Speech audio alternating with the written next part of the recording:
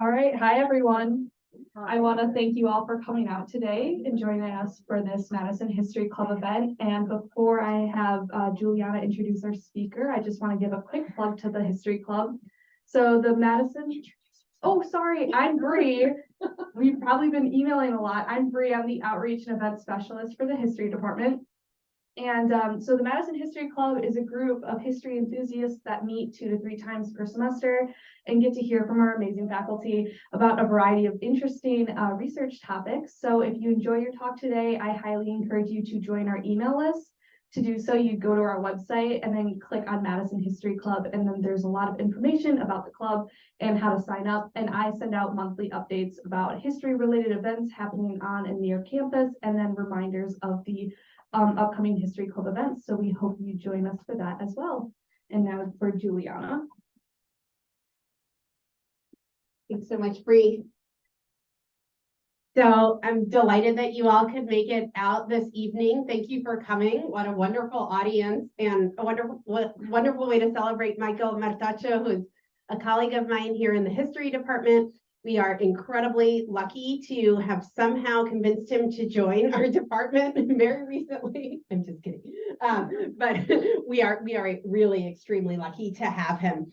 So Michael is a young scholar who has an incredibly long CV. So necessarily I will be abridging it for you, but let me just tell you a little bit about the work that he's doing so that you get some context for the talk that he's giving today.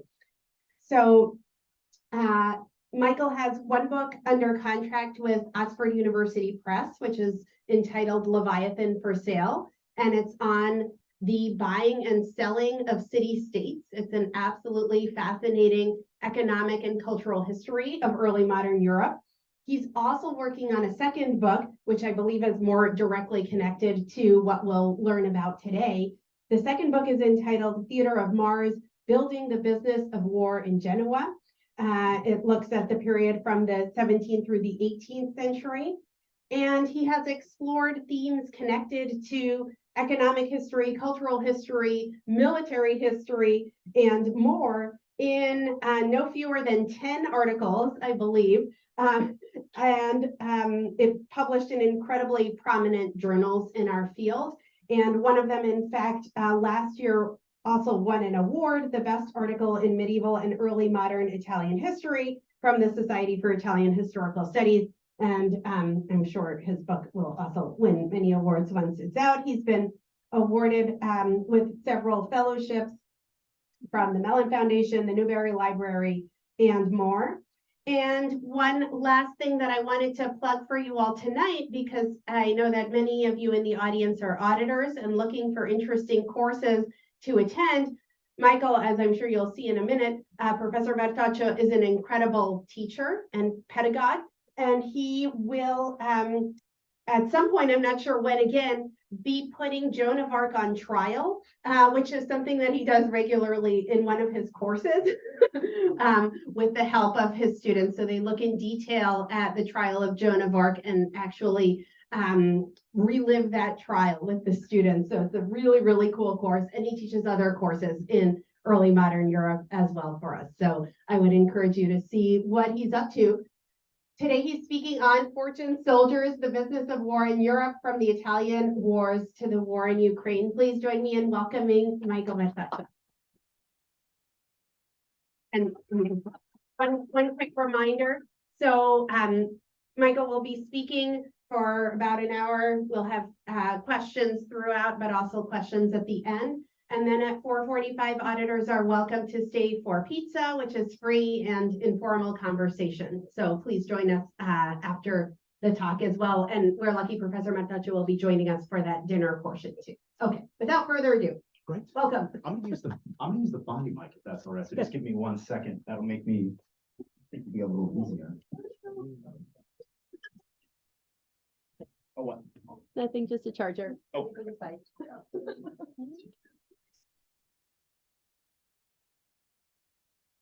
Everyone hear me?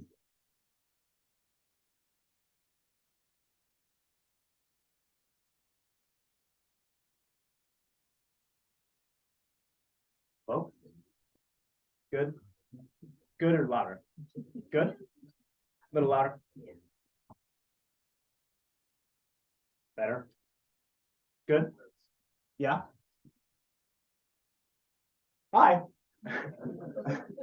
I'm Michael Palmantocchio.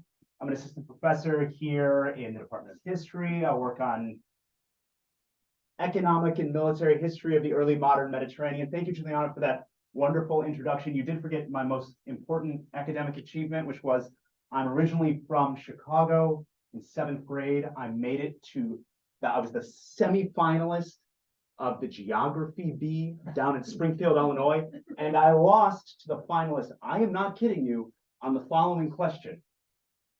Which state capital is on an isthmus? I guess Seattle. That is wrong. So I will be talking today about mercenaries, private military companies, the business of war. And just before I get going, I want to acknowledge the fact that a lot of this research was funded by the European Research Council. I was part of a working group at Oxford University. And if you're interested in this, go to their website. It's an amazing, amazing resource. We have bibliography. We have all kinds of information, a one-stop shop for all things early modern military history. Highly recommend it. There's a blog you can look at, little 500, 750 word snippets about military history. Really, really, really great. All right. I would like to start with something that is every undergraduate's nightmare. You all have a quiz. I'm not kidding. I'm going to quiz you. Don't worry. You cannot get it wrong. There is no wrong answer to these questions. So your quiz question for me today is, what is a mercenary? What is a private military company or contractor? When I say those words, what comes to mind? Volunteers. Black Yes, hole. please. Black hole. What was that? Black hole. Blackwater. Yeah, Blackwater. Good. Anyone else? Soldier for hire. Soldier for hire. Good. Anyone else? Yes. Wagner Group. Yes. Good. Yeah, we're going to talk about that a little bit. Anyone else? Yes, please. German Hessians during the Revolutionary Ooh, War. German Hessians during the American Revolutionary War. Good one. Anyone else? What do people kind of think about the morality of mercenaries? Do you think of them positively, negatively? What?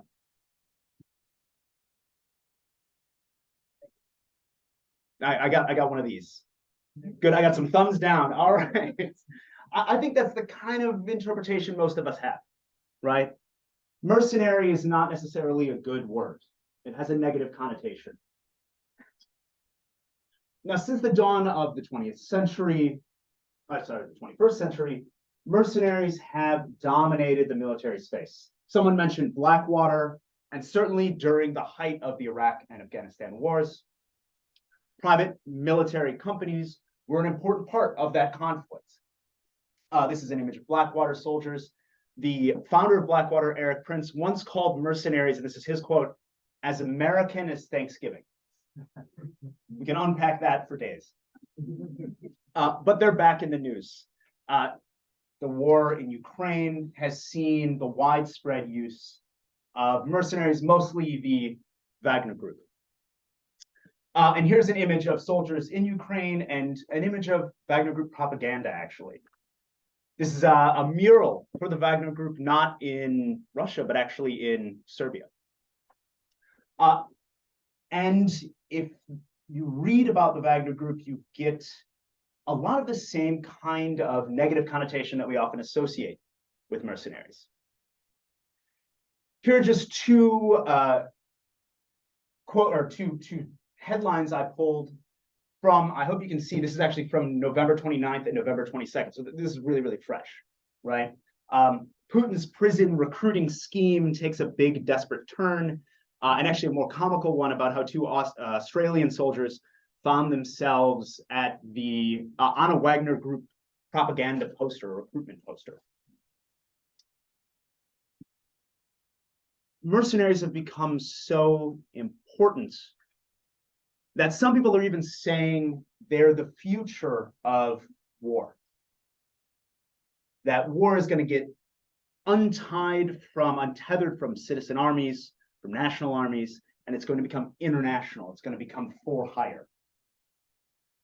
I think that idea is summarized well. This is a New York Times article talking about mercenary companies in the Gulf from 2015, but it speaks to this anxiety that a lot of people are having right now. Mercenaries are an attractive option for rich countries who wish to wage war, yet whose citizens may not want to fight. The private military industry is global now. It is a glimpse into the future of war. If mercenaries are a glimpse into the future of war, they're also part of the past of conflict. The early modern period, the period that I study, was a time of widespread mercenary use. Mercenaries are all over the conflicts of the early modern period. They're the dominant group of soldiers. Most soldiers were not fighting for a particular nation. They were contracted troops. They were for hire. Everyone in the early modern period is talking about this. Niccolo Machiavelli makes mercenaries an important part of The Prince and all of his other writings. He is constantly complaining about mercenaries. Swiss and German soldiers were one of the most written about, most not photographed, but artistically represented military groups in the early modern period. They're all over the archival record. And someone mentioned the Hessians, right? Mercenaries are in, if you look closely, the Declaration of Independence. They're there. King George is at this time transporting large armies of foreign mercenaries to complete the works of death.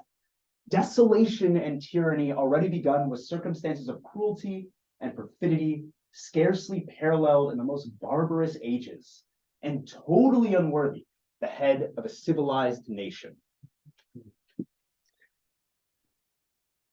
Now, beyond just soldiers, the business of war had a profound impact in early modern Europe.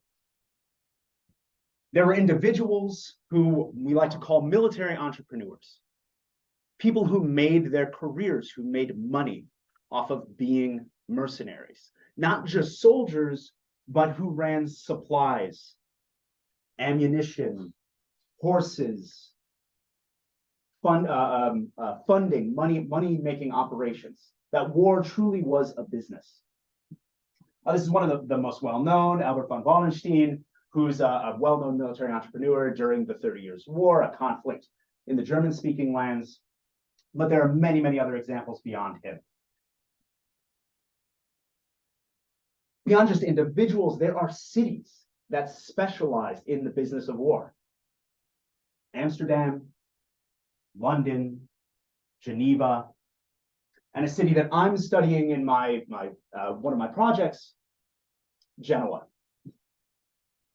Genoa is in, if you're looking at Venice, it's the opposite side of Italy.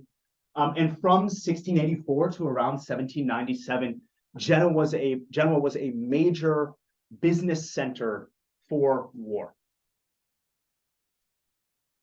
It didn't fight any wars. It was a neutral republic, but it was a place where Swiss, German, Italian, Spanish, British, French, German, Swedish, Dutch, pretty much everyone came to Genoa to do war business. I've estimated that something like 500,000 soldiers and sailors moved through Genoa in approximately this century. And they were fed there, clothed there, given weapons there. Many of them got sick there, died there. It was an important center for this industry. So what I would like to do with my next 45 minutes-ish is take you through this project, what I'm doing with it, how I'm investigating war with it. And rather than kind of give you a narrative, I really want to take you through what it means to do this kind of research. I'm going to show you a document that I've been working with, pick it apart, break it down, show you what it's like to be a historian, the good and the bad. There's a lot of bad, I assure you. And again, so going back to this image of the Wagner Group, I'm as interested in this project in the soldiers here, but also the person who painted this mural. I'm interested in all aspects of war business. Before I get going, I know we have a Q&A set aside at the end, but any questions? I want to make sure that if there's anything that's come up where you're confused or there's anything, anyone have any questions before I keep going? Yes, please. Are they regulated? Are they regulated? No. Short answer, no. Long answer, kinda. But it's basically no. Yes, please. If you have an all-volunteer army, is that a mercenary group? There are very few all-volunteer armies at this time. I would functionally none. Almost all armies are being raised on contract. You're being paid some sort of wage. Is that coercive, volunteer? Some of these people are volunteering, but many people are in kind of tough economic situations and they're joining these armies. Yeah. All right. So like I said, what I want to do is kind of approach this like a historian does, through the sources first. Yeah. It's what, 3:45. It's gray out. Feels very appropriate that we're going to start not in Italy, but in London, in equally gray London, in the British Library. Has anyone here ever been to the British Library? It's wonderful, right? I mean, it's just such a great place to work. It's such a great place to visit. If you ever go and visit, see if you can get up there to the third floor. I never get the ground floor, first floor thing in Europe. So it's the third floor, the fourth floor. I don't remember, but it's the manuscript reading room. So you can go and you can read manuscripts. And if you go there, have the right credentials, you can go and get out this manuscript. You can go and find it. This piece of paper I'm going to talk about. It's British Library BL, additional manuscript 61526, page 160R, so the front side of it. This is a document I want to spend time with. It's a document from December 1707, so almost exactly this time, or mid-December 1707, which is the heart of a major European conflict, the War of Spanish Succession. Does anyone here know one thing about the War of Spanish Succession? What's the war about? Yeah, it's in the title. Yeah, it's about the succession of the Spanish crown. Doesn't much matter the sort of details beyond saying it's a war between France and a coalition of anti-French forces. England, Austria, Portugal, parts of Italy are all fighting, the Dutch are all fighting against the French. So that's the kind of context of this document. The document has a few parts. It has a kind of prologue, a description, a context. It has this part, which looks at soldiers. And then this part, which we're going to see, looks at ships. I'm going to see what's going on here, but this is how I'm kind of breaking up my talk. First, I'm going to look at the prologue, then the soldiers, then the ships. All right. Would somebody like to read for me this? All right. Would someone like to read it for me now? Any volunteers?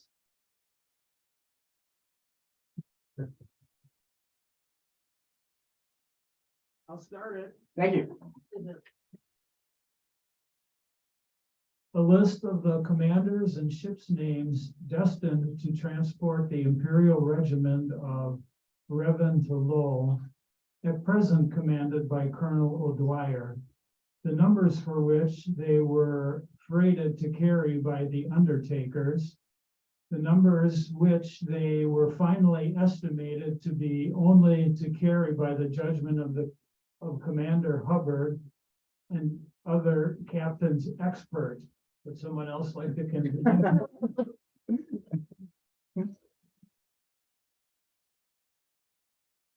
The numbers, the heads assigned by the colonel, and the distinct number of the several qualities of each person, whether soldier, officer, servant, woman, or child, as retrieved on board of each transport by Her Majesty's envoy, together with the totals he found by his enquiry, collated with the totals of the rolls given to and signed by the colonel. What is this document? What do people think? What are you seeing here?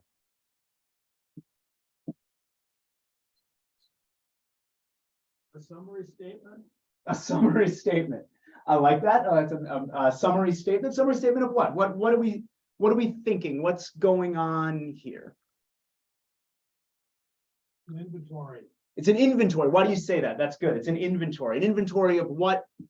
of the number of people transported on the ships assigned to various vessels. Excellent. It's an inventory of the people who are getting on board a ship. As the people are walking on a ship, their numbers being taken, right? You can sort of imagine somebody ticking off names. Okay, right? Here you are, you're coming on board, you're coming on board. And various people are involved in this. As you look at this, I want to ask you, who made this document? You're seeing a few different names. Can anyone pick them out here?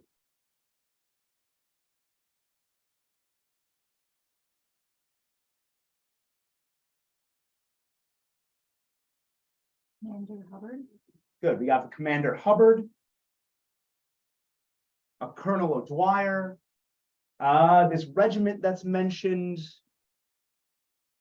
an envoy, a few different people here. Yeah. Now, when I saw this, I knew I wanted to investigate. Who are these people? Where do they come from? Where can I find more about them? Yeah. It's a good basic rule of history. If someone's named, try to find more about them. And you can find most of these people. You can find that the Imperial Regiment of Reventlow is named after this man, Christian Detlev Reventlow, who's a minor Danish noble. You can find John Hubbard. John Hubbard is an English military captain, he's a naval captain, yeah?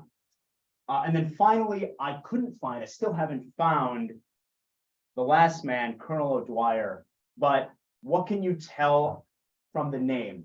What do we suspect of his background? He's Irish, right? And I have found reference to an O'Dwyer in the Austrian army at this time. It's almost certainly him. I just don't know his first name, and I haven't found any other record of him. I only have that one record of him. So what's happening here? A Danish commander has been hired by the Austrian Habsburgs to field a regiment that almost certainly is being filled by German soldiers, because that was typical at this time. They're walking down to Vienna, then they're walking across Italy, through Venice, across the Po Valley to Genoa, where they're then getting on a ship to Barcelona. Again, I want to kind of express how international war is at this time, right? You have the Austrians fighting a war against the French, hiring a Dane who employs Germans, commanded by an Irishman, walking across Italy to go to Spain. Yeah, that's what we're talking about. And Genoa's at the center of that, because it's how you get to Spain, basically. You can't go through France, you're at war with them. Yeah, you have to go through Genoa. This is happening all the time in this century that I'm studying.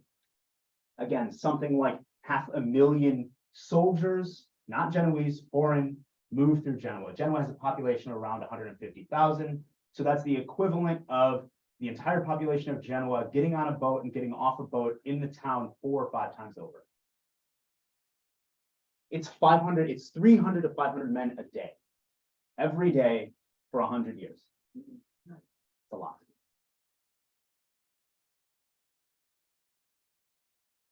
This is just a table from an article that I wrote about this, just to give you an idea, 140,000 men just for this one war over the course of 13 years. And what's so interesting is through all that 500,000 men moving through here, I have one record where we actually can see all of this. And that's this. I have other records in different ways, and I can understand this in all sorts of different ways, but one where we actually can see the soldiers getting on a ship and doing this. This is the one record I've found of it so far in the British Library.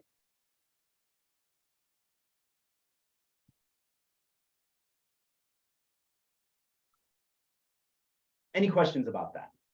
Again, this is a lot of information. I'm sure all of you came here with all sorts of ideas about the War of Spanish Succession, these assumptions that you all have, right? You've been reading up on it. You're excited to talk about it. But genuinely, any questions? Yes, please. What do you take from the information that it's written in English? Yes, this is made, we're gonna see who made this in just a second. Yeah, I'm about to show you why it's made in English. Yeah. I saw him. That was my question. That was the same, and all the way in the back there. They pick up more people as they were doing all this traveling? Would they pick up more people as they're doing more traveling? I'm gonna get to that answer too. We're gonna see who's there. We're gonna look next at, this is the kind of prologue. We're gonna look at the soldiers in there. So get a sense of who's actually on this boat, or these boats. Yeah. When they're walking, they're certainly picking up some people. Absolutely. Yeah. We don't really know. For me, it's kind of a black box. I pick them up here. Right? I don't know where I can assume, but I'm not sure. Yeah. Yes, please. Do they have like recruitment centers? Absolutely. Do they have recruitment centers? Absolutely, they do. Yeah, there are recruitment centers all over the German-speaking lands who are recruiting these soldiers. It's a big part of their, there's an entire, what we call a soldier's trade, where soldiers are being traded around at this time. Yeah. Yes, please. How about hospitals or post-war care? We're gonna look at that. You're getting ahead, everyone's getting ahead of me just a little bit. Yeah, so we're gonna look at that too. Yeah. So that's the prologue. Let's look at kind of part 1 here, the soldiers. Yeah, which everyone seems keen on. Again, any volunteers to read this? Just joking. Let's clean it up, make it a little easier for everyone to see. And here we go. Now, just to give you a sense of what's going on here, the ships described, we're going to look at that in a little bit, so I just kind of grade that out, right? But you have 4 different categories of soldiers. You have what was required, what was what the English who are funding this war are asking for. They want to ship 1,900 men. You have what the English captain who's in charge of this entire operation actually sees as feasible, just closer to 1,785. Here's the 2 key numbers. You have the list of what Colonel O'Dyer, that Irish captain, or the Irish soldier who's in control of this regiment. And then you have here the number of persons as reviewed on board of each ship by Her Majesty's envoy, and we're going to talk about him in just a minute, according to their qualities. The total here. Any observations about this? Anything that people see? Yes, please. Why matter with the wives and children? Why are wives and children here? Who, if you look closely, you can figure out where the wives and children, who's bringing them? Officers, right? You see it's 8 officers, 8 wives, 6 officers, 6 wives, 10 officers, 10 wives, right? It's the officers could bring their wives and children along. Yeah. Yes, please. What explains the difference between the Colonel Dwyer's numbers and the numbers that Commander Hubbard. Mm, It is on the slide. I- yes, we have Colonel Dwyer's numbers here. We have. Let's see. We have this group, 1,768 and 1,697, right? Someone says we should have 17,000 or 1,700, 68 soldiers. When somebody else goes on board as ships, there's only 1,697. Where did these 70 soldiers go? Someone already maybe said it, but I'm gonna get there in just a second. Yeah.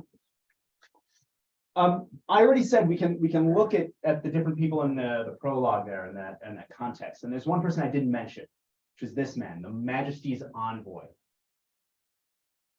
I left him out deliberately because, again, we can find him. His name is John Chetwynd.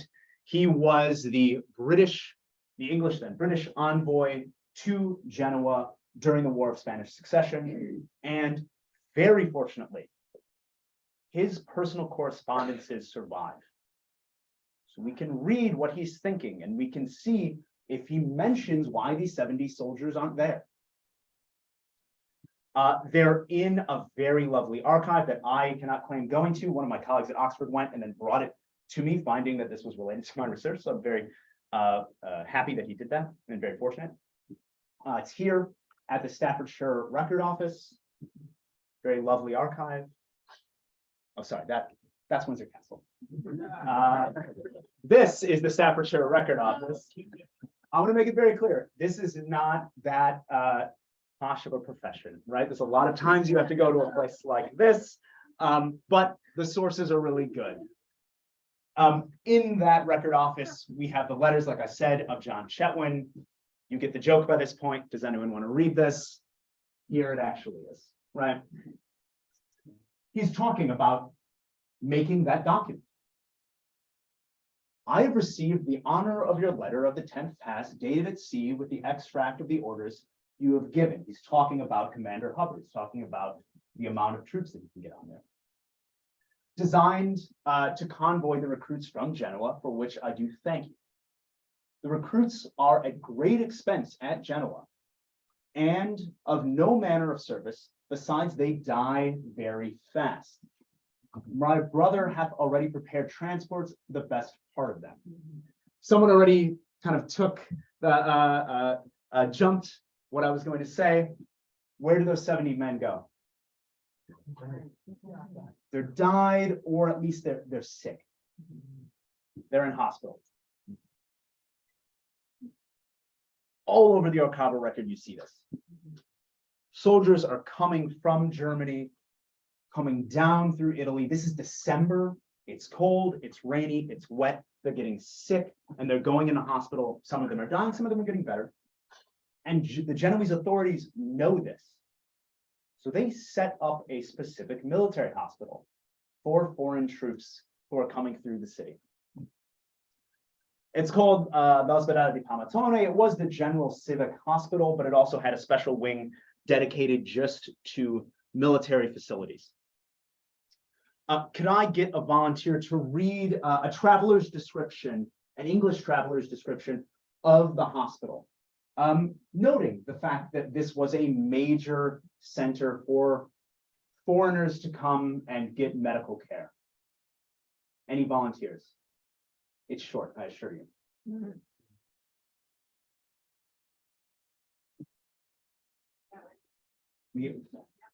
Thank you.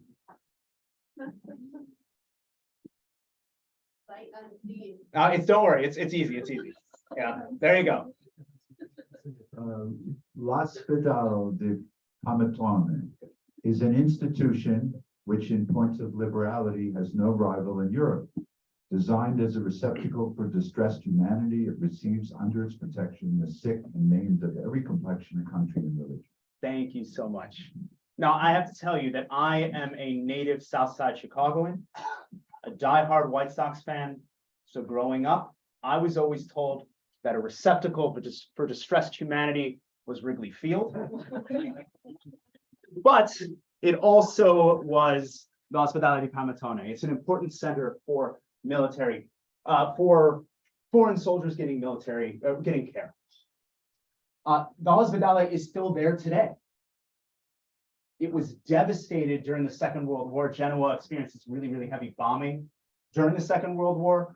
And I did mention the war in Ukraine. During the early parts of the war, the Prime Minister of Ukraine actually gave a speech before the Italian Parliament, noting that Mariupol was like Genoa, that it was getting bombed like Genoa.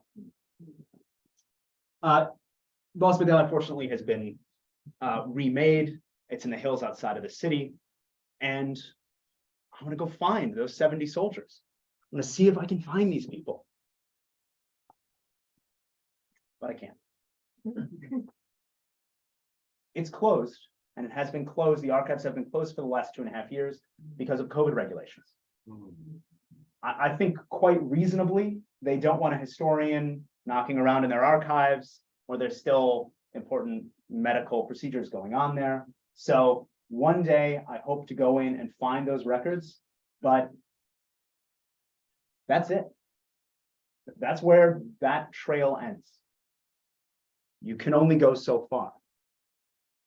It's part of the profession. I'm very fortunate in working in Italy, which has much better access to archival material. There's other people who work in our department who this is a constant problem, right? And it really can be a challenge. Yeah. Before I move on to the kind of second half of this, any questions about what I just explained?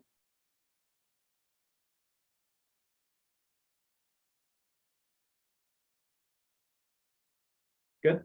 Yeah, Julia. Probably said this and I missed it, but I wasn't clear on who is ultimately responsible for the care of the ill soldiers. The Genoese are, but they're being often they're being supplanted or given stipends by foreign military, by the English, by the French, whoever's in there are paying some sort of stipend to let this happen. Yeah, it's a good question of kind of who is actually paying for these soldiers to be there, the kind of care. Yeah. Any other questions? Yes, please. Was someone listed as a commander? Had you had that person mustered out of an army somewhere else to, volunteer to go to fight in the war in Spain?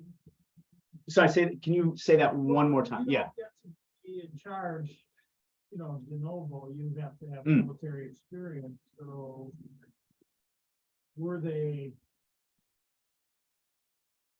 had they been in the army for an extended period of time and just transferring their services somewhere else? Had these people been in the army for an extended period of time and transferred their services somewhere else? Almost certainly. Yeah. O'Dwyer is I suspect, I don't know, but I strongly suspect he's what are called the wild geese. These are groups of Irish exiles after the Glorious Revolution who get kicked out of Ireland, go to the continent and fight for Catholic powers like the Habsburgs. Yeah. So that's, I suspect that he's, I don't know, but I suspect. Yeah. In the back, and then is that all right? Sorry. Yeah. Any of these people who died in the hospital, where would they be buried? Where would they be buried? Where are the people who died? In Genoa, I know that because I have the gravedigger records. They would pay the gravediggers. Yeah. Would that be able to help you in finding them? Yeah. I do have some things. There's this big hole in my research where I can't get into the hospital. So I know everything else that's going on. I know where the gravediggers are. I know stretcher bearers. The second they get in the hospital, I have no idea. But if they go, when they go in, when they come out, however they come out, I know. Yeah, it's just once they're in there, I don't know. Yeah, because I can't get in myself. Yeah, please. What is the real performance of this regiment during the war? Oh, I don't know. That's a good And question. And Yeah. also, do you find any, maybe we can find the record or the archive about this regiment when the war ending and go back to Germany? We may know the casualties. That's a great question, right? And do we know their performance in Spain and how they come out? That's a great question. It is knowable. You can find the records in the Spanish archive. You can find the records in the German archives. I just haven't done that work yet. But it is definitely a knowable question. Yeah, it's a good question. So soldiers, let's look at the other side of this. Let's look at the ships. Let's look at if these soldiers are coming down through Germany, right? They're coming, they're hired by a Danish captain, they're being recruited in Germany, they're coming through Vienna, across northern Italy, going to Genoa, getting on a ship there, and then crossing. Let's look at that crossing, yeah? Who were these captains? Why did they transport these soldiers? What are they doing here? I can't go through all of them. I wish I had all the time and be able to tell you all the stories here, but I'm going to look at just 3 of them. The first one is this captain, Francesco di Cotto, on his ship Nostra Signoria del Carmine. The second one, Christian Dampf, in his ship Il Re Guglielmo. And then finally, Valentino Mingotti and his ship Li Due Fratelli, the 2 brothers, name of the ship. All right, so another question for you. Don't you know anything about maritime history? Just kind of thinking through this. How can we find a ship in a port in the past? When would a ship show up? One of the problems we have as historians is we just have to find, when do people appear in the records? When would someone appear here? When would a captain appear here? What do we think? Yes, please. Attacks at the port. Always a good, all the money, always a good idea, right? Someone's getting taxed at the port. So There's probably a bill of lading. a bill of lading, good, a bill of lading, a tax, a bill of lading. Anyone else? That's pretty much right, yeah. The Genoese in the archive, the State Archive of Genoa, which I've worked in extensively, kept two records of ships. One was inbound. This is kept by basically what's called the Port Authority, the Junta della Marina, and it would list the captain's name, port of origin, tonnage, manifest, basically a bill of lading, right? And this is for all inbound ships, and it's, as the gentleman in the back noted, this is for taxation, yeah? Every single inbound ship would be registered so they can collect taxes on it. So if we look at this record, these are ships coming from all over the Mediterranean. Cadiz, Venice, Naples, Sicily, Smyrna's in Turkey. And they're merchant ships. They're bringing indigo, steel, fish, pepper, wool. This one, it just says meat. It doesn't actually specify what kind of meat. It says meat. So that's one way we can find people. That's inbound ships. We also have outbound ships. The Genoese keep records of every single outbound Genoese vessel. So not every outbound vessel, because you can't tax an outbound vessel, but they want to register outbound Genoese vessels through what's called the Conservatore del Mare, which is basically the merchant marine. Every single Genoese ship was given some amount of armament. They were given guns or gunpowder or cannons to make sure that they were safe from pirates and other ne'er-do-wells out there on the Mediterranean. And again, if we kind of look at a document, we can see it'll have the date, ship, captain, destination, tonnage, but then also kind of fun, it will list cannons, cannonballs, muskets, pistols. This one actually has sabers. They're bringing 10, they got paid for 10 sabers to go on board this ship. So with inbound records, outbound records, we can find these captains. You can see them showing up in the Archival record. Francesco di Cotto, the first captain that I mentioned, he appears there a number of times. Here he is in 1708. Would somebody like to read this one? Where is he actually coming from? From Sicily, yeah. Here he is again, coming from Greece. Here he is again, a few more times, showing up in that record. Here's all the places he goes from 1708 to 1711, where we have consistent records like this. London, he's based out of Genoa, where he's an outbound shipper. He goes to Barcelona, to Port Mahon in Minorca. He goes to Sicily, the Morea, which is part of Greece. what do we think with this? Who do we think Francesco di Cotto is? This is the only evidence we have. British. He's British. What makes you think he's British? He's going to London. He's going to London. He goes to Port Mahon, which is also a major British port. He's not British. This shows up in the outbound vessels, which means he's a registered Genoese vessel because he's getting gunpowders and guns and all that. So we know at least that he's not British. Also, Francesco di Cotto, unless they Italianize the name, right? I suspect he's not British. But yeah. Anything else? Julie? I guess, well-connected, possibly making a good living in just a very short span of time. Good. Plurilingual, so I'm not sure. He's connected with the British shipping culture here, right? He's not British, but he's intimately connected with these people. Yeah. If you were Commander Hubbard and you needed someone to ship some troops from Genoa to Spain, Francesco di Cotto is probably someone you'd not call up, but write to. Yeah, he's someone with a known he's someone who's known. Yeah, he's been to London, he's been to Port Mahon, he's been in these other places. All right. What about Christian Doc? I can't find him. He's not in the inbound records, he's not in the outbound records. Again, this is part of being a historian. You work hard, you do this for days and days and days, and you don't find anyone. He just is not there. But Valentino Mingolfi, he is. He appears twice in the inbound records, which means he's not Genoese. These are the two records that he shows up in, and these are the descriptions of those records. Oh, these are the translations, sorry. 1707, 4 November 1707. Remember, the record I have, the original one, is from December 1707. So this is how he got to Genoa. He came from Venice in a ship named the Two Brothers. Yeah, this is his captain with this. One case of high quality mollusks.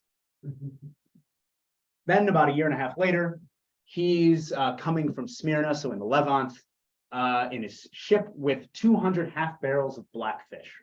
I don't know what blackfish is, but I'm sure it's probably delicious. All right. Who is Valentino Mingolfi? What do we think?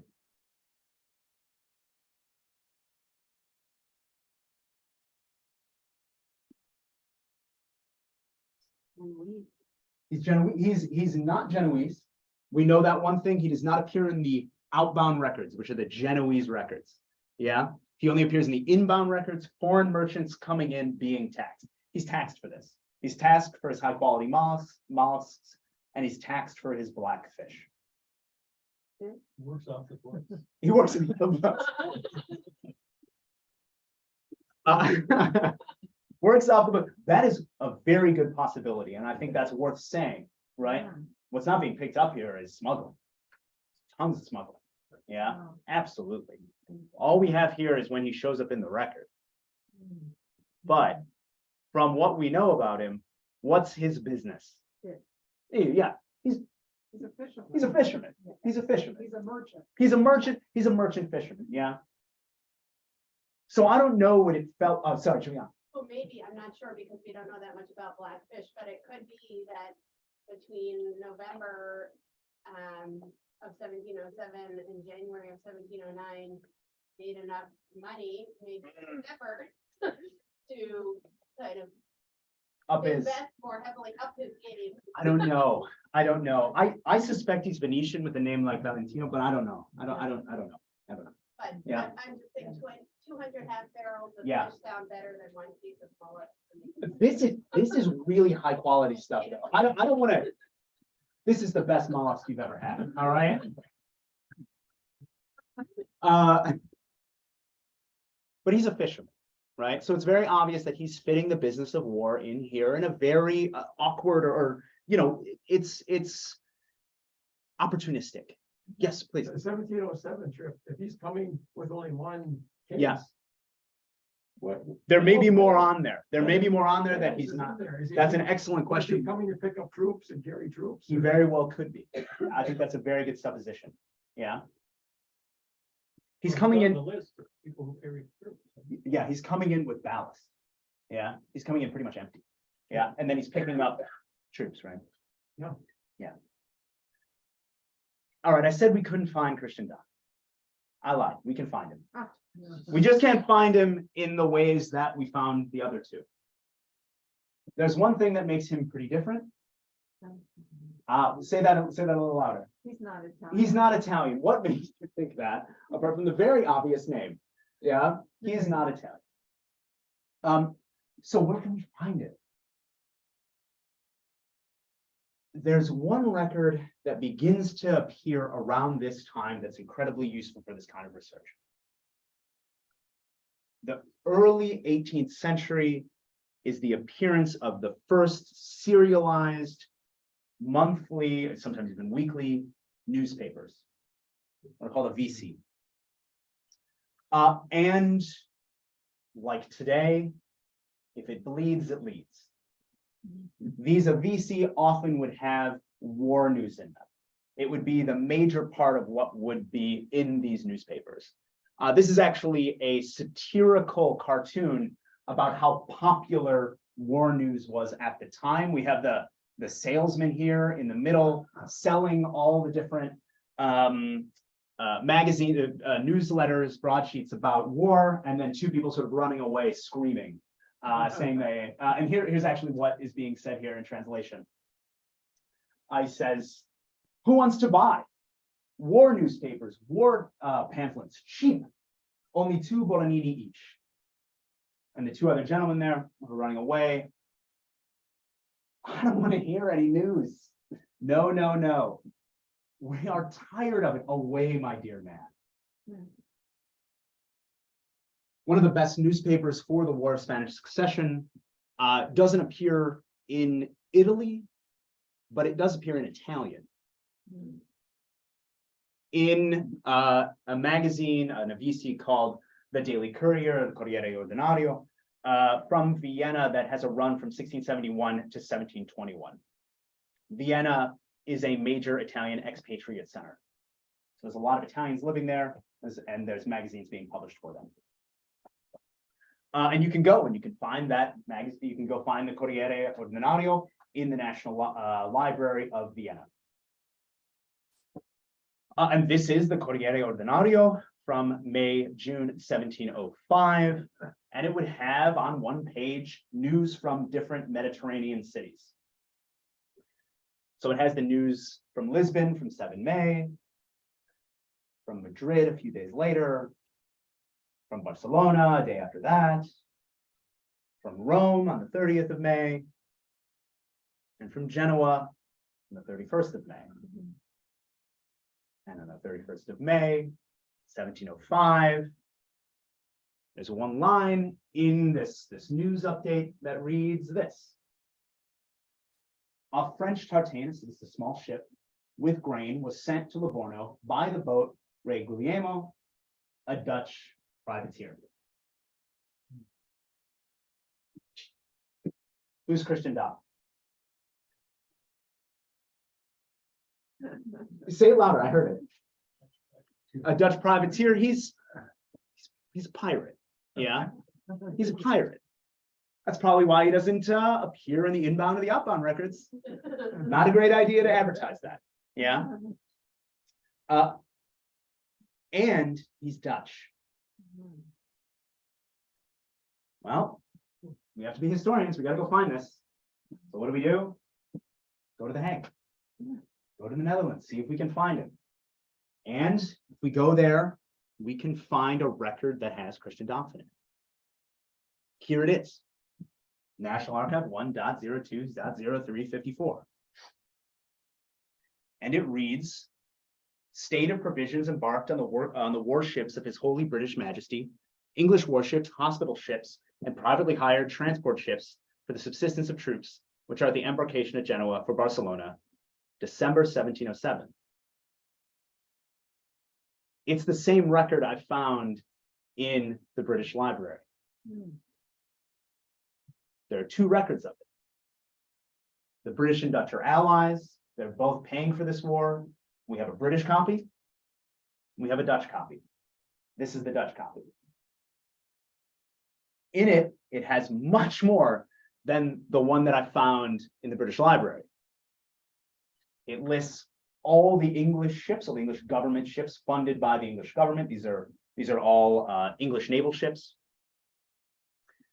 It lists Dutch naval ships, and it lists those private contractors.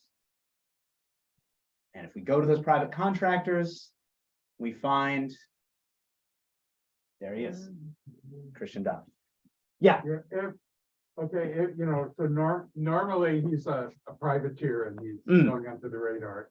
Not that they had radars back then. But for this particular thing, he's doing something legit, right? yeah, absolutely. So you would expect him to show up in the harbor records, wouldn't you? He's not coming inbound with anything, because you only So get he's just inbound. coming with it, so there's nothing to tax, he's just Right. coming in as an empty ship. Yeah, that's what I suspect. Yeah. That's what I suspect. I'm not sure. Yeah, John. I was curious, like, go back to the picture on this slide. Yes, sure. That one. Yes. Yeah. The question I have is, this war in North America is called Queen Anne's War. Queen Anne's reign lasted very. Oh, it should be her. It should be her. Oh, okay. Yep, that's my mistake. That's 100%. You're completely right. That's my mistake. That's why we have historians in the audience here, making sure. That's why you have a good copy editor to make sure you're absolutely right. It should say her, holy man. You're 100% right. Yep, Queen Anne. Yep. Sorry about that. So, like I said, we found him. Here he is. And what this is again, the Dutch copy of that same record from the British Library. And not only that, we see that there's even more here to investigate. That thing from the British Library that I was so excited about at the beginning, it's only this little bit of this whole document. And that's all I've gotten to. That's where I am. That's as far as I've gotten in this. There's still so much more to look at. So just to kind of conclude, to think us through what I've just showed you, and I hope to kind of reflect on the current conflict and our views of private military companies, mercenaries, the business of war. I started with this image.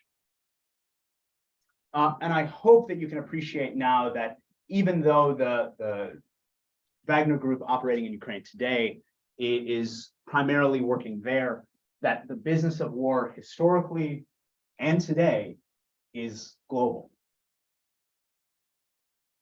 This one document, again, shows how vast this business was. I said it before, but I'll say it again. Danish contractor whose unit is filled with Germans, run by an Irishman, going across Italy, shipped by a Dutch, a Genoese, and some other Italian into Spain. Yeah, and we see the same thing in the conflict in Ukraine today. Again, here's just pulling two quotes out, but Russian mercenaries accused of using violence to corner the diamond trade. And especially the second one, African former rebels recruited as mercenaries by the Kremlin-linked Wagner Group. How much do you believe there's so much sort of salaciousness about this?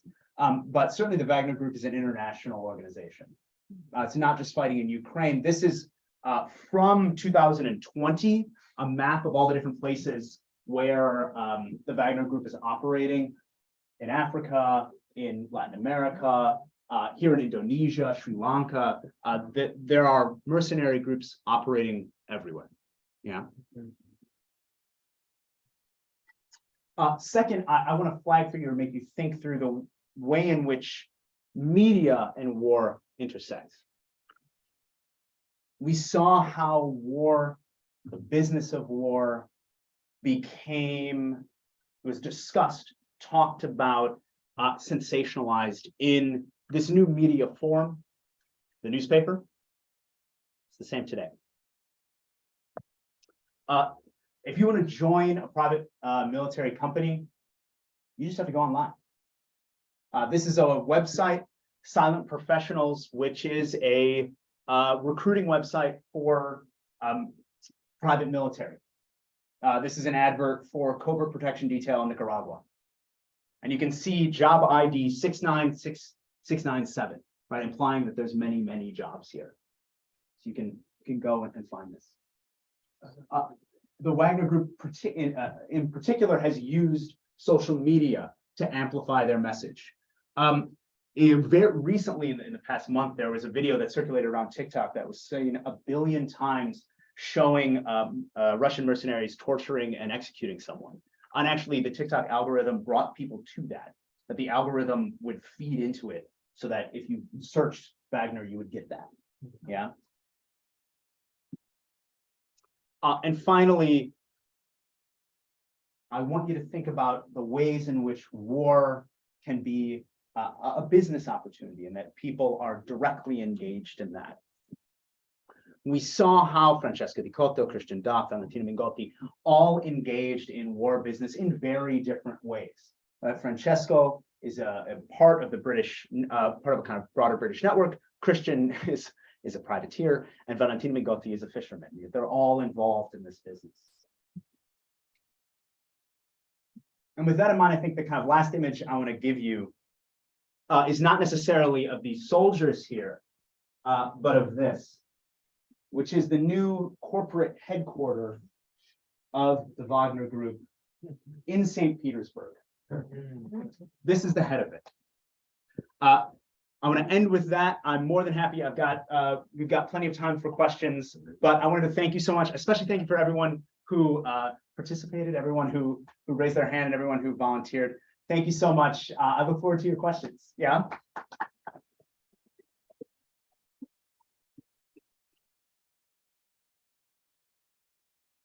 And do we have the mic? Yeah. We have about 10 minutes for questions, and the floor is open.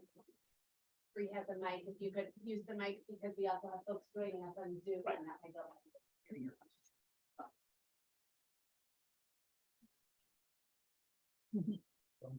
Oh, question.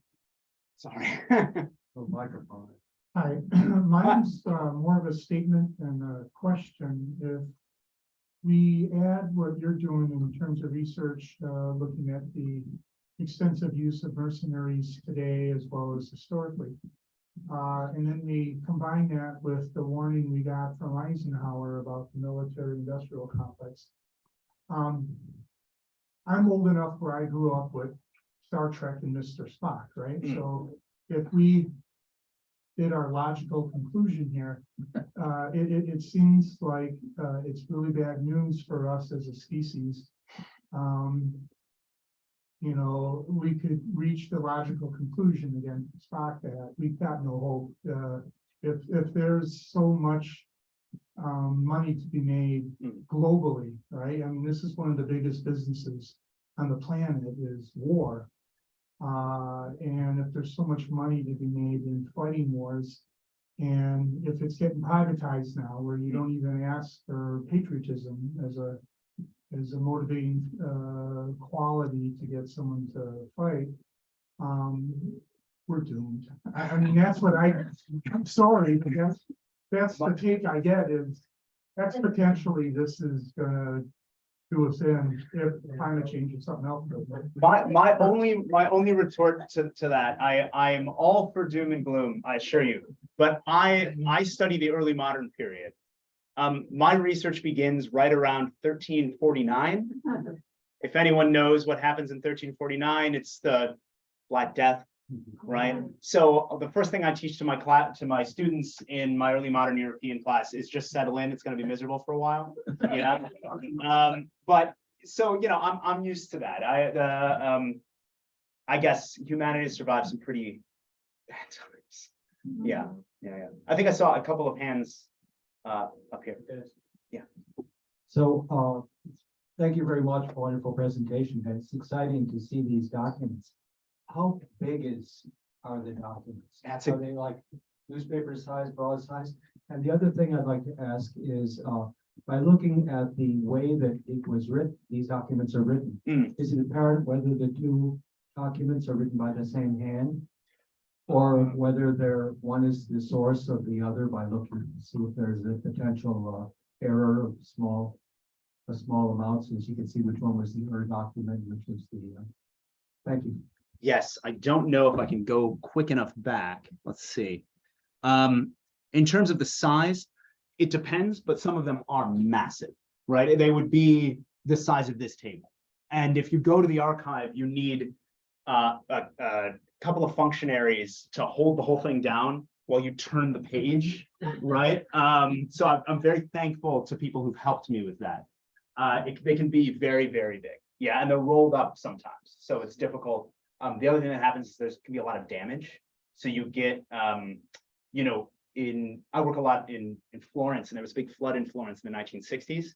And when you're going through the documents, you can see the flood line, right? You'll start with document 1, register 1, 2, and halfway through 3, that's how high the water got. 4 is gone. There's no 4. There's no 5. There's no 6, because that's how high the water got. In terms of your second question, the differences, you cannot see them. It's too small here, especially people on the back. But there are differences between these two lists. Which one is first? I don't know. But the one that's fun is one of the ships is a completely different ship. So someone somewhere messed up. Yeah. Or, you know, does it really, maybe there's a different reason why that ship was registered under a different name. There's all sorts of explanations for that. Yeah, the other thing I want to note is these are all people. All the numbers here in the Dutch one, those are supplies. Those aren't humans. That's grain, wine, rice. And every single one of those resources, not funded by the Dutch government, not funded or not paid for, not supplied by the British government, funded, supplied, shipped, organized by private individuals. And I found those individuals. The grain put on these ships is a French Huguenot firm based out of Turin. The horses put on these ships are Jewish merchants based out of Frankfurt. The gunpowder comes from another place too. All this is privatized. Yeah. Is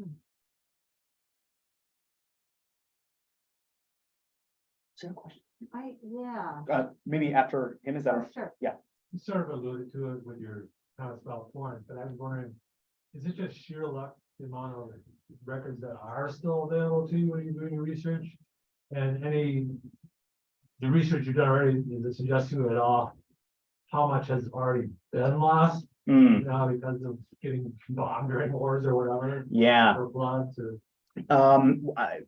Genoa, I'm very fortunate that when the Allies hit Genoa and then in the night, I mean, they actually, it's the British mostly who bomb Genoa, that they missed the archive because the city was pretty much leveled. Yeah, I mean, it's a pretty destructive, it's a major access port, and so that's why it gets hit so hard. But we were very lucky that those records survive. You know, it's the creation of these records and their survival is a history in and of itself. And it's not a neutral history. There's a reason why certain documents survive and privilege and as a historian, you have to know that, you know, what's not here sometimes says as much as what is here. Yeah. And the people who are disappeared, that archives are actively making people appear and making people disappear. And we have to be very conscious of that. Yeah, who doesn't appear and the power relationships with that. Yeah. I think there was a question. Yeah, Yeah. this, next time, but my question is, as they were coming down from Germany to get to Genoa, and they're walking, were there other places along the way that were particularly hospitable to them, and or were there? I don't know if I can. Oh no, I've lost it completely. Let's try to go back. I don't know if I can, unfortunately, to the map. So I'm just going to stick there. Are there other places that are particularly hospitable? Because they would have been, I mean, if there was Mm. not many soldiers coming over. I'm sorry that I don't have the map up here, but as I said, the troops are German speaking. The commander, the person who's actually like in charge of them is Danish. Their commander is Irish, but they're hired by the Austrians.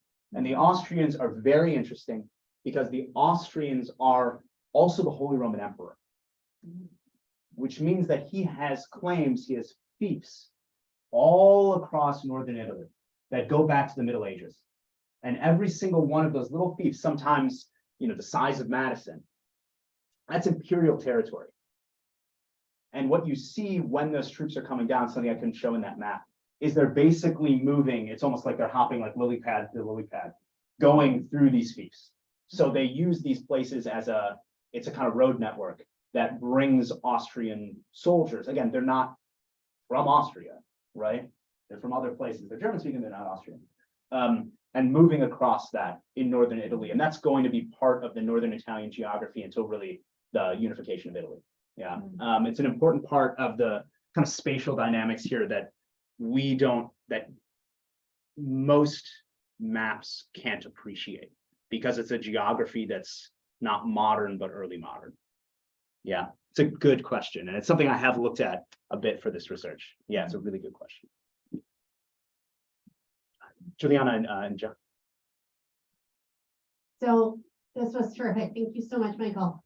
My question is really just a big picture question in terms of continuities and discontinuities. So I think you did a beautiful job of establishing some continuities between the business of war in early modern Europe and the business of war today.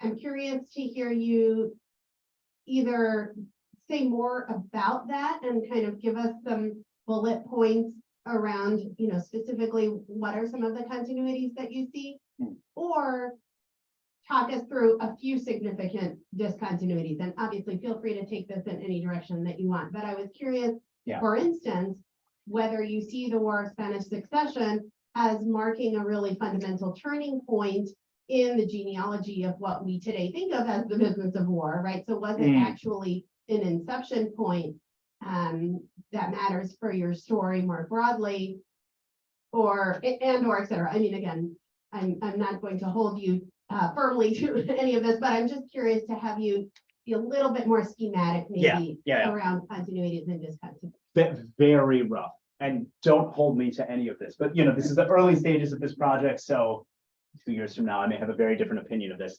The French Revolution is the big breaking point when you begin to get a turn toward more national armies, destruction of this kind of business of war. However, what's interesting is after 1815, there's an attempt to put Humpty Dumpty all back together. There's an attempt to get this kind of system where everything is externalized from the state, trying to put that back together, and it just won't fit anymore. There begins to be this idea that a soldier should be, somebody said patriotic, right? That there's an idea that you should fight for your national group, and that becomes deeply internalized in the 19th century. And even though there are groups there are still mercenaries who are operating, they're still there in the Crimean War, they're still there in the American Civil War, there's people who have different national backgrounds who are fighting. This system takes a sharp decline in the revolution, doesn't end, it kind of peters out after that. And by the First World War, right, there is a strong disconnect between us. Yeah, and how much does that, how much continuity is there actually between today's system and this one? I think very little, but I guess the point I want to make is the anxieties around it, I don't think are justified by the historical record. That this is a system that functioned, that worked, and that the people who operated in it, I don't think were immoral. I don't think that Valentino Mingotti was an immoral individual, right? That he's a fisherman and he's doing this industry for whatever reason he was doing. Yeah, and I think getting into one of the things I want to do in the project is figure out what, especially a kind of low-level person like that, really thinks what he's doing, right? Why is he doing this? Is he being forced into it? How much is he profiting from it? Someone mentioned that he's coming with a little bit of mollusks. So maybe he's doing this deliberately. He knows that there's a demand here and he's filling it somehow. I don't know yet. Yeah. Does that answer your question? Yeah.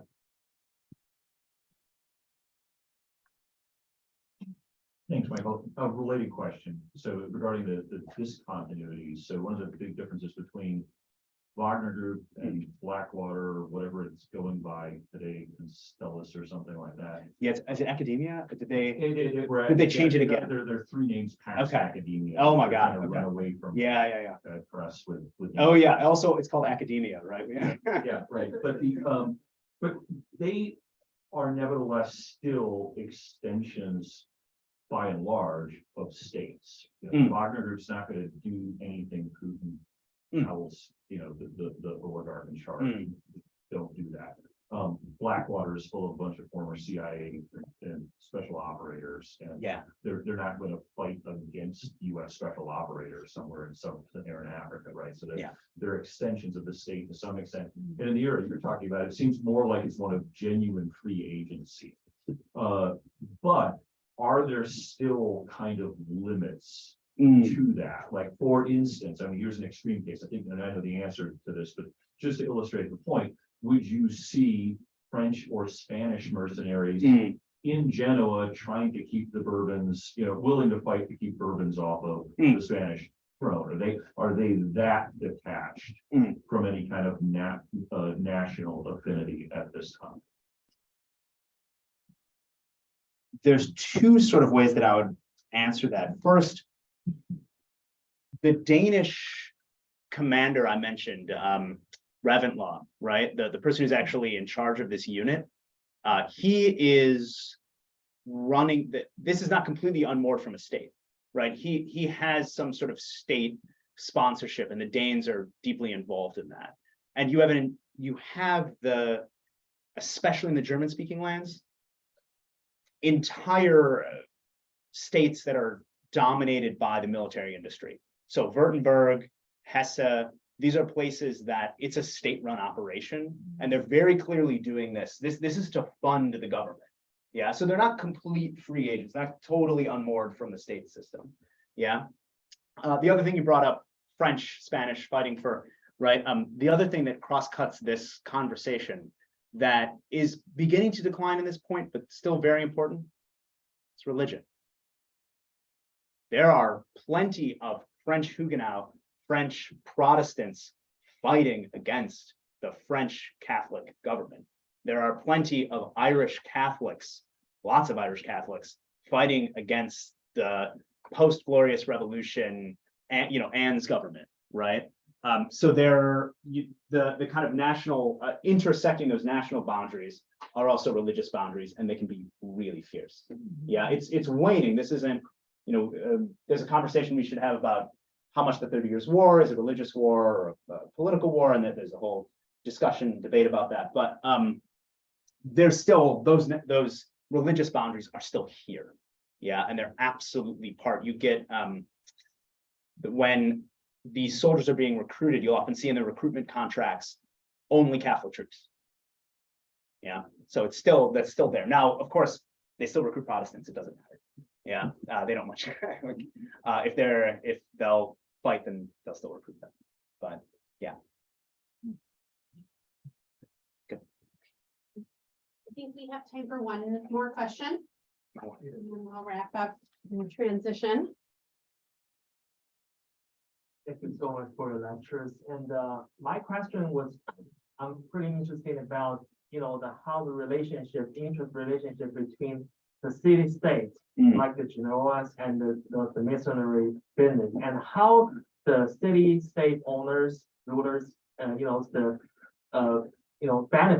from the masonry, because you see, like those soldiers, those like bandit soldiers in the cities can be a risk to the public security, and how the masonry's roles in the city-state politics, in Thailand, because the experience of Genoa, let me mention about my hometown, Shanghai, because in the 1850s, the Shanghai was facing the rebels' attack, and this city actually was built on the defense of the missionaries and this autonomy situation, and it's really I want to see the comparison between the Italians in the, the early modern period and, what happened in Shanghai in the mid 19th century. That there's tons there, so I'll Yeah. I'll just speak about Genoa and the period that this book will be about.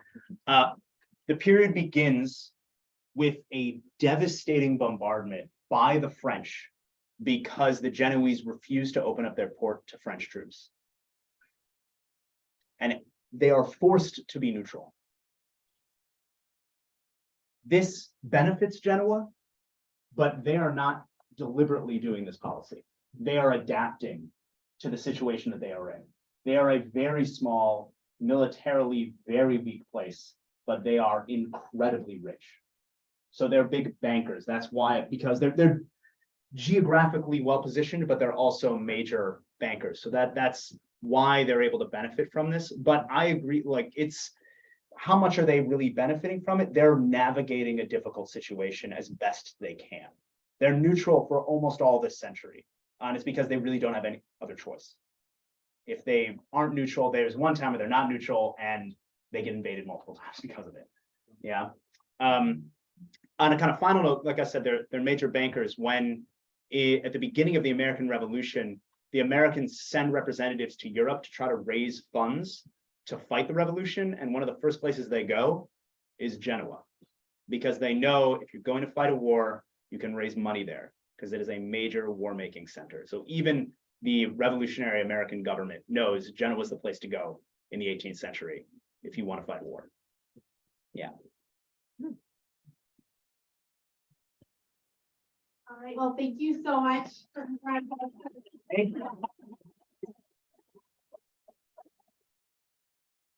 Thank you for joining us, and yeah, we're really looking forward to learning more as you do, and thanks for walking us through the journey of the historian.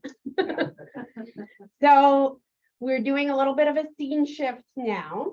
You are welcome to stay and join us for a pizza dinner. The pizza apparently is a little bit delayed, coming closer to 5, but that's okay.